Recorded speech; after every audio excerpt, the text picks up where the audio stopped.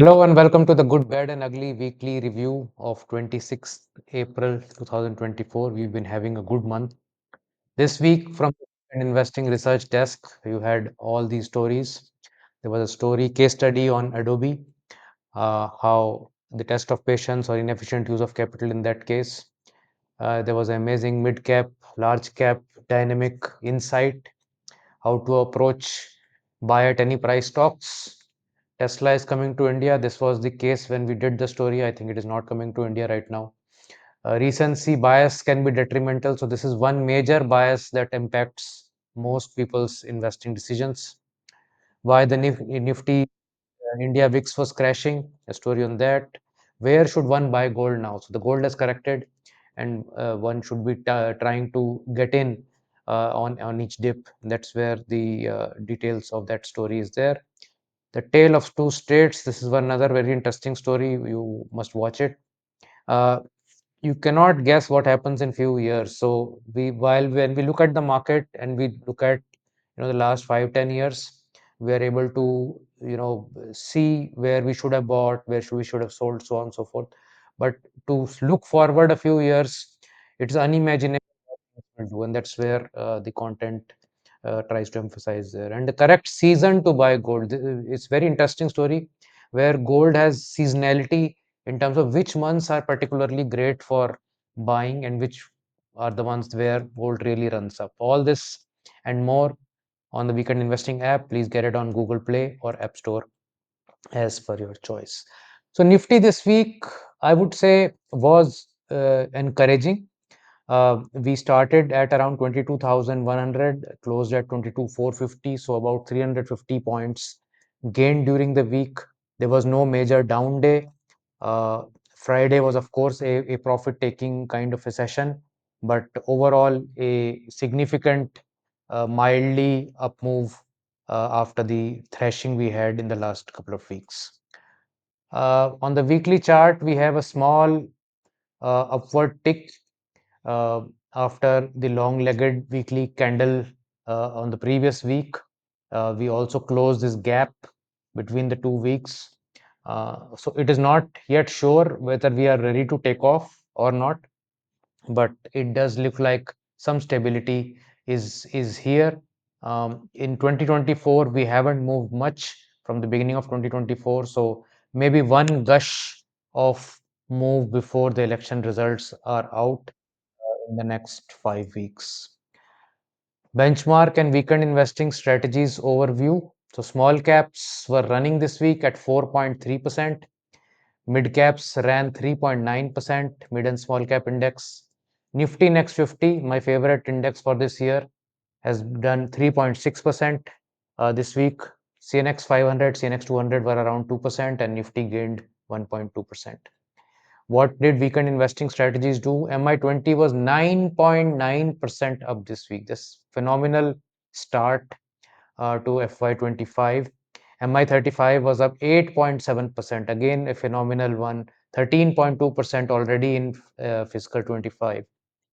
HNI Capital Compounder up 5.3% versus 2% on CNX 200. Extremely good number.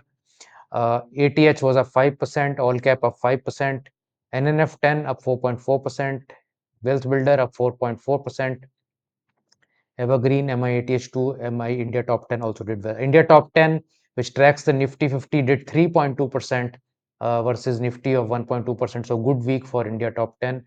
MI 30, 1.1%. This is lagging this week versus CNX 500. MI 25 at 0.6% is also lagging. And NG 50/50, the gold and Nifty portfolio was slightly in the red. Overall, it has done 4.5% so far, which is quite decent.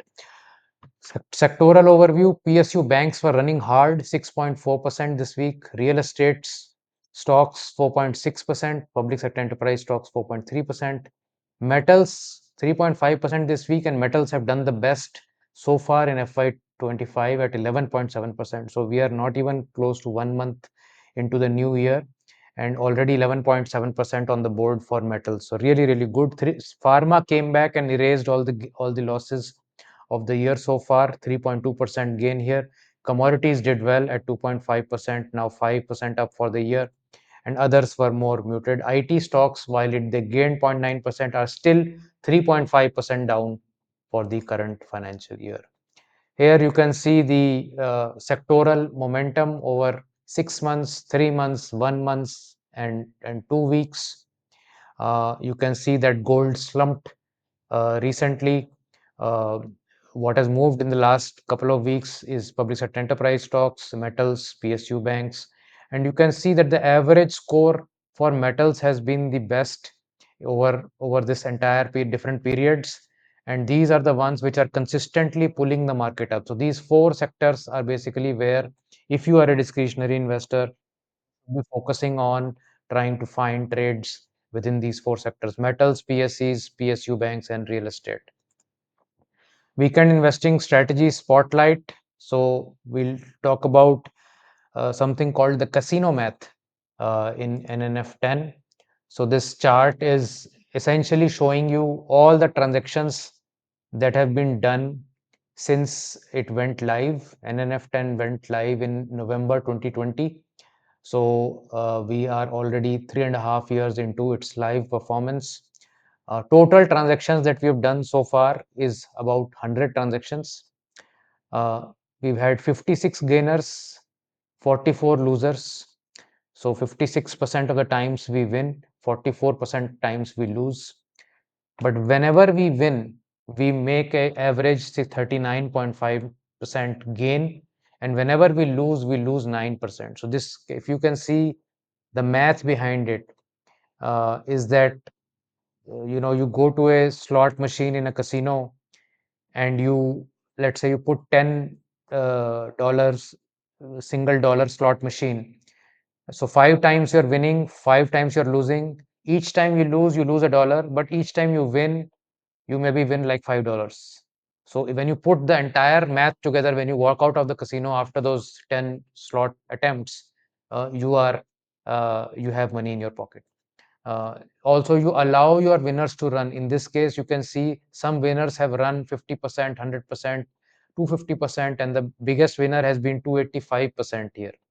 Whereas when the stocks are losing, you are cutting them short, and the biggest loser is 36%. So that also adds to this entire casino match. So while the distribution will always remain mostly around the even part, these are some of the outliers who will make most of the difference to any strategies. This is the whole concept of momentum investing, that you start off with 10 horses in a race. After a few rounds, some will slow down, you remove them, you bring new ones in, and the ones who are running faster, you allow them to run as far as they want, and that's how that alpha gets created on this strategy. So it's rotational momentum. Nifty next 50 is the underlying universe. It's a 10 stock portfolio, rotates or rebalances every month. That's the recommended capital and fee on that, in case you're interested. And that's the end of this weekly review. I hope you have made significant gains in the last few years. If you are new to the market, don't worry about the height of the market right now. Even if we are making some kind of a top here post election, I'm just speculating here. In case there is a top, and let's say for 1 year we'd go down 20%, this is a great time to start investing and to gradually bring in your money as the market moves down and makes a base and then comes back up. I'm just taking in my mind what could be, maybe one of the worst scenarios looking forward. So, as usually said, I mean, if you've not yet started, what was the best day to start? So, if today is not, if you did not start yesterday, then today is the best day to start. We've shown enough studies that even if you started at the peak of January 2008 GFC crisis, or at the peak of COVID crisis in February 2020, after 3 years, 4 years, 5 years, you would be sitting on substantial, gains versus the market. That has been the experience so far. So there should not be any fear of the market. Of course, your runway should be, 4, 5, 6 years or more, and you can get lucky in the very short term, but don't count on it, because that's not the design of the market. The design of the market is to give you returns over a full cycle of the market. And even if you are coming at in at the fag end of a cycle, it gives you an opportunity to build over the next cycle. Thank you. Bye.